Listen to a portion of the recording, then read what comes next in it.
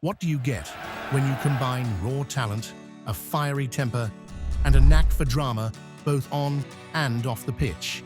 A player like Duncan Ferguson. He wasn't just a footballer, he was a phenomenon. From scoring incredible goals to making defenders sweat with his aerial dominance, Big Dunc left his mark in more ways than one. But let's be honest, his unpredictability made him unforgettable. Today, we'll rate his football skills, dive into his wildest moments, and test your knowledge with some quiz questions along the way. Oh, and there's one story about him that's so outrageous, you'll have to hear it to believe it. Ready? Let's get started.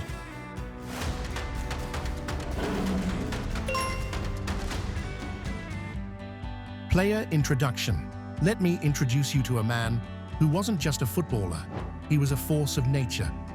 Duncan Ferguson, affectionately called Big Dunc, hails from Stirling, Scotland, where he was born in 1971. Standing at a towering 6 feet 4 inches, he was the definition of an intimidating presence on the field. Honestly, defenders probably had nightmares before facing him. His football journey began at Dundee United, where he quickly made his mark. But his big break came with Rangers, thanks to a record-breaking transfer fee at the time. From there, he found his spiritual home at Everton. This wasn't just a club for Duncan, it was a stage where he became a cult hero, scoring crucial goals and leading with unmatched grit. And oh, the headbutt incident at Rangers? Let's just say Duncan's passion occasionally needed recalibration. At Everton, he saved them from relegation, scored against arch-rivals Liverpool, and etched his name into the hearts of fans. Newcastle United also had their share of the Big Dunc experience, but it's Goodison Park where he truly became a legend. Off the field, Duncan's stories are just as wild. From catching burglars in his home, yes really, to getting a tattoo of the Everton crest, this guy lived and breathed football. And while his playing days ended in 2006, his love for the game didn't. He transitioned into coaching and even had a brief stint managing Forest Green Rovers in 2023. In short, Duncan Ferguson wasn't just a player, he was an experience. Whether you cheered for him or braced against him, one thing's for sure, you couldn't ignore him: football ability. Duncan Ferguson wasn't your typical forward. Sure, he had the size and physicality to make defenders tremble, but he wasn't just a human wrecking ball. Big Dunc had a knack for scoring crucial headers and holding up play like he had glue on his boots. Honestly, defenders probably had nightmares about him, both for his football skills and his infamous temper. He scored 72 career goals. And let's not forget his special knack for hat tricks. He's one of the rare few to bag a Premier League hat-trick for Everton. When it came to aerial duels, it felt like Duncan had springs in his boots. Watching him leap for a header was like watching a majestic, slightly angry swan in flight. Ferguson's best football came during his first stint at Everton from 1994 to 1998. That period was a love story between Big Dunc and the Goodison faithful. His physical presence on the pitch was a game-changer. Defenders couldn't handle him, and fans adored him. His goals and performances helped Everton stave off relegation and even win an FA Cup. And who could forget his return to Everton in 2000? It was like the prodigal son coming back home. Except this son was 6 feet 4 inches, had a thunderous header, and terrified burglars in his spare time. Duncan Ferguson's aerial prowess wasn't just legendary, it struck fear into defenders. And who better to explain this than Jamie Carragher? The former Liverpool defender once recalled how marking Duncan was a job nobody wanted. In his words, "The second time I marked Duncan, and don't forget I'm only 20, and I'm not the tallest, I'm only 6 foot, I'm not the tallest centre, I'm just under 6 foot. I'm marking Ferguson, because no one else has really got the bottle to mark him. So when I first got in the Liverpool team, if we played Arsenal, I marked Tony Adams." So what score does Big Dunc get for his football ability? I will give him 80 out of 100. Iconic? Absolutely. World class? Well, let's just say Duncan was more about power than finesse. But hey, You don't need finesse when you've got fans chanting your name for decades. Now let's test your Duncan knowledge. Quiz time. In which year did Duncan Ferguson captain Everton in an FA Cup final, making him one of the few players to do so? A. 1995, B. 1996, C. 2000, D. 2001. Stick around till the end for the answer. Craziness. If there's one story that truly sums up Duncan Ferguson's madness, it's the infamous headbutt incident in 1994.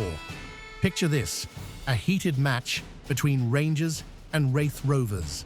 Duncan, standing at a towering 6 feet 4 inches, had been a nightmare for defenders all game. But things boiled over when Wraith's John McStay had the audacity to get too close. In the blink of an eye, Duncan unleashed a headbutt that wasn't just aggressive, it was downright criminal. Now, headbutts in football usually mean a red card and some time on the bench, right? Not for Duncan. This incident was so serious that it caught the attention of Scotland's legal system. He was charged with assault, convicted, and sent to prison for 3 months. That's right. Duncan Ferguson became the first player in British football to go to jail for something that happened on the pitch.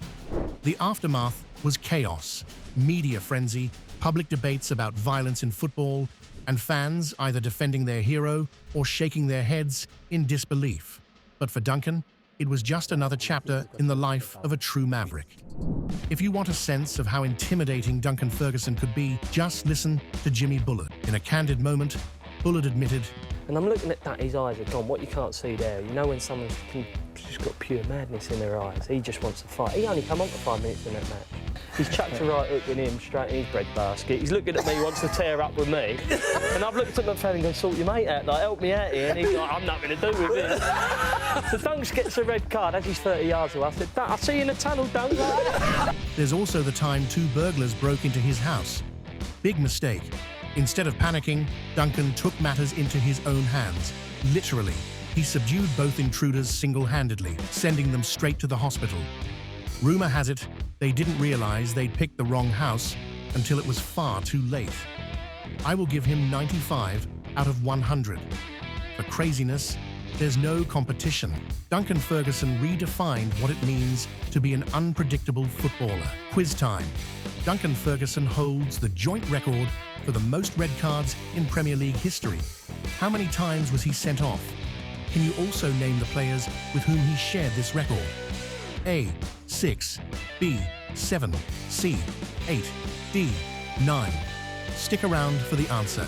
You won't believe it if you haven't already heard it. The dark arts. Let's talk about Duncan Ferguson's expertise in the dark arts of football. Now, this isn't about magic or wizardry. It's more about the physical side of the game, where rules are bent, sometimes in the most cheeky ways. One of the best examples of his dark arts in action was his reputation for making life absolutely miserable for defenders in the air. Ferguson wasn't the kind of player to just jump for headers like any normal striker. No.